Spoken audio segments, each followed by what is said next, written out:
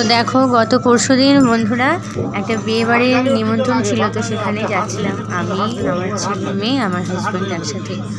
তো ট্রেনে করে যাচ্ছিলাম, অনেক দূর। জায়গাটার নাম হচ্ছে আমতলা, মানে আমার থাকি কলকাতা সত্যি।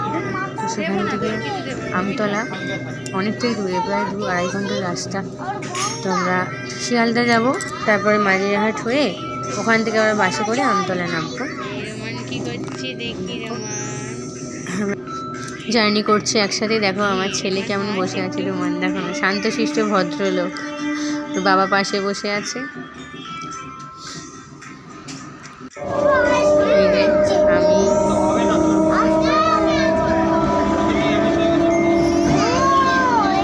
আর বসে আছে রুমি, পাশে রুমিকে দেখবে, রুমিকে তো দেখলে তোমরা।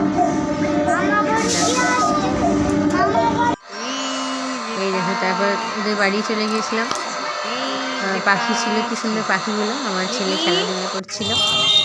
তারপর সন্ধ্যে হয়ে গেছিলো, বিয়ে বাড়ি গেছিলাম। তো ভাড়া বাড়ি নেওয়া হয়েছিল আর কি, একটা লজের মধ্যে। সেখানে আমার মেয়ে গেছে, সবাই নাম ছিল।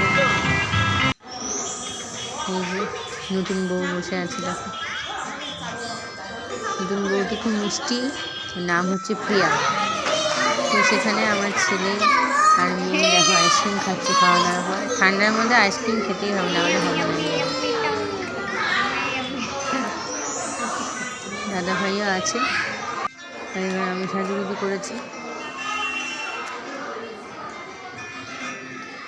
তো দেখো কেমন লাগছে বলো।